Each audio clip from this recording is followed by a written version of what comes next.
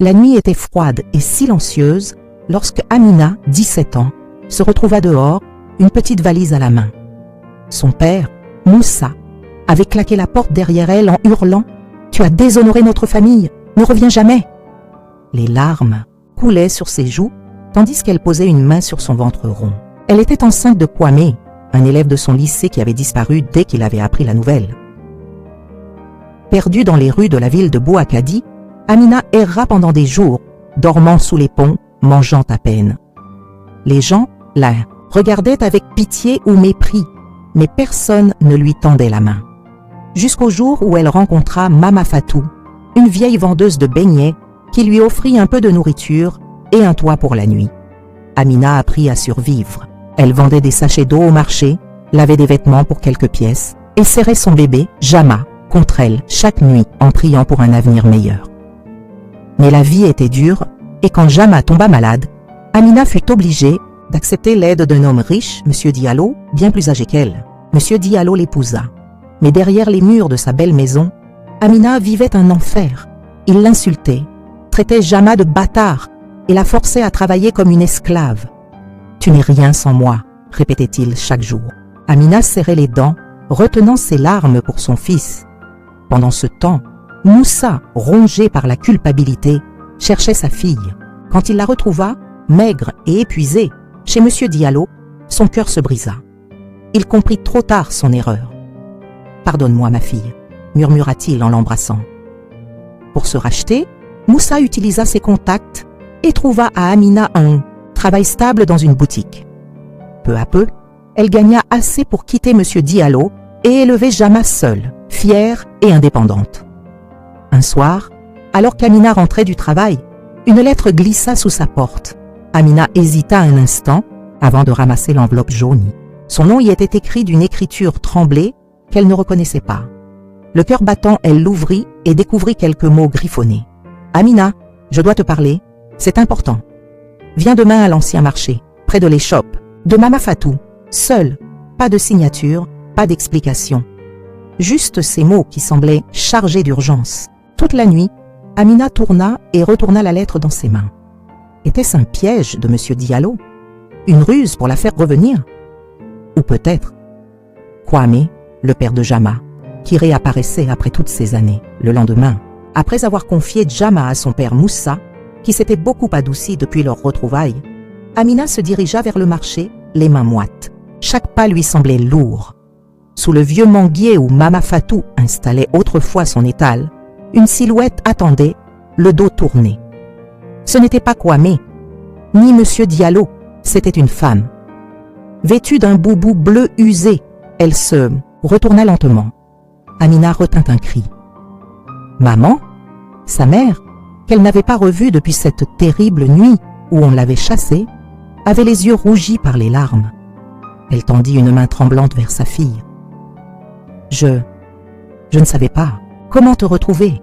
murmura-t-elle d'une voix brisée. « Ton père m'a caché qu'il t'avait revu. J'ai dû demander à Mama Fatou de te faire passer cette lettre. » Amina sentit une boule se former dans sa gorge. Pourquoi maintenant, après tout ce temps, avant qu'elle ne puisse poser la question, sa mère chuchota. « Il y a quelque chose que tu dois savoir, quelque chose que ton père ignore sur ta grossesse, sur Kwame. » Un vent chaud souffla entre elles, emportant avec lui des années de silence. Le souffle coupé, Amina fixa sa mère sans comprendre. « Qu'est-ce que tu veux dire? Qu'est-ce que papa ne sait pas ?» Sa mère baissa les yeux, ses doigts serrant nerveusement son boubou. « Kwame, il ne t'a pas abandonné de son plein gré. » Un frisson parcourut l'échine d'Amina. Elle revit en un éclair le visage de Kwame, son sourire timide sous le soleil des après-midi passés à étudier ensemble. Puis son absence soudaine, les rumeurs qui disaient qu'il avait fui en Côte d'Ivoire pour échapper à ses responsabilités. Son oncle, le chef de quartier, il a menacé Kwame, continua sa mère d'une voix sourde. Il a dit qu'il détruirait sa famille s'il ne partait pas. Et ton père, il savait. Les mots frappèrent Amina comme un coup de poing. Papa était au courant? Sa voix tremblait de colère. Comment avait-il pu la chasser en connaissant la vérité? Sa mère essuya une larme. Il a cru bien faire. Dans sa tête, protéger notre honneur passait avant tout. Mais quand il a vu comment tu as souffert, c'est là qu'il a commencé à regretter. Un silence lourd s'installa. Quelque part, un enfant rit au loin, contrastant avec le chaos dans le cœur d'Amina.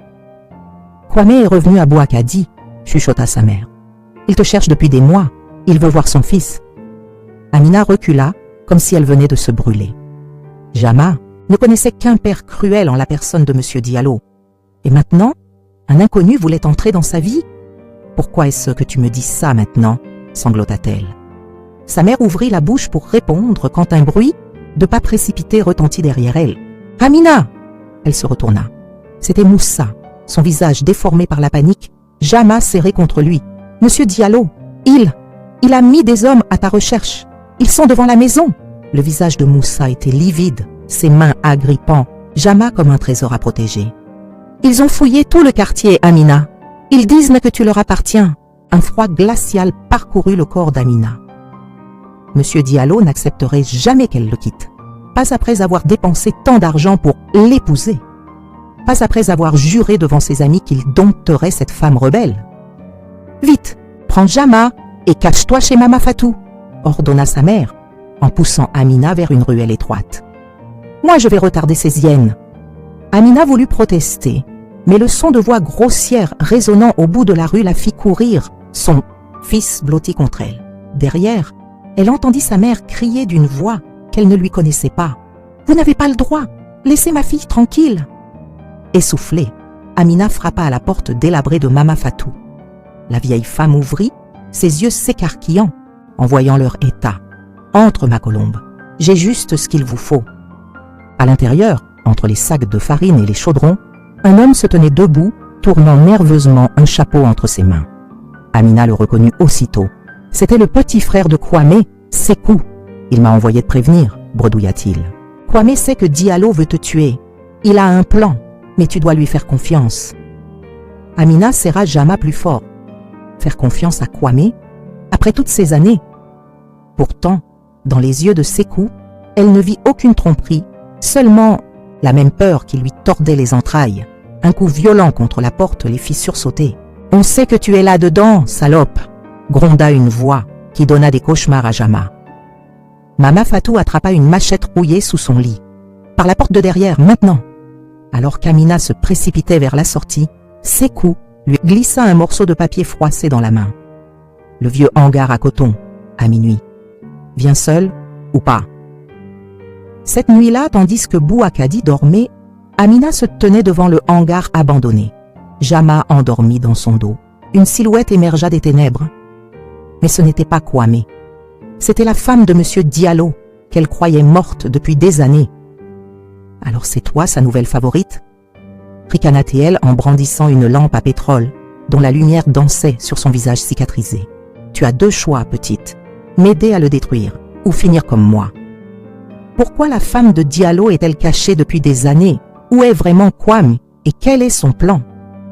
Moussa et la mère d'Amina ont-ils d'autres secrets?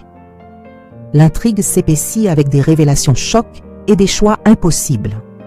Amina regarda la femme de Diallo, son cœur battant à tout rompre. Les cicatrices sur son visage racontaient une histoire de douleur et de survie. « Que voulez-vous de moi ?» demanda-t-elle d'une voix tremblante. « La justice !» répondit la femme, ses yeux brillants d'une détermination farouche. « Diallo doit payer pour ce qu'il nous a fait, à toi, à moi et à tant d'autres. » Amina apprit que Kwame avait en réalité été forcé de fuir par Diallo, lui-même qui manipulait les familles du quartier depuis des années. Avec l'aide de Sekou, de Mama Fatou et même de Moussa, rongés par le remords, elles montèrent un plan pour exposer les crimes de Diallo. Une nuit, alors que Diallo célébrait son pouvoir avec ses complices, Amina et la femme de Diallo surgirent avec des preuves accablantes, des enregistrements, des témoignages et même la confession de l'oncle de Kwame. La police, enfin, alertée, arrêta Diallo sous les applaudissements du quartier. Kwame, enfin libre de revenir, tomba à genoux devant Amina. « Pardonne-moi » supplia-t-il. « Je n'ai jamais voulu t'abandonner. » Amina le regarda longuement, puis sourit à travers ses larmes. « Ce n'est pas à moi de te pardonner, mais à Jama. » L'enfant, désormais un petit garçon curieux, observa son vrai père pour la première fois. Un nouveau chapitre commençait.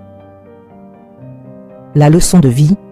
Amina, désormais forte et indépendante, ouvrit une petite échoppe avec l'aide de sa famille retrouvée. Un soir, alors qu'elle berçait Jama sous les étoiles, elle murmura « Tu vois, mon cœur, la vie peut être cruelle, mais elle récompense toujours ceux qui se battent avec courage et dignité. Peu importe les tempêtes, n'oublie jamais deux choses. 1. Ta valeur ne dépend jamais du regard des autres. 2. Même dans la nuit la plus noire, l'amour vrai finit par éclairer le chemin. » Jama, à moitié endormie, sourit. Quelques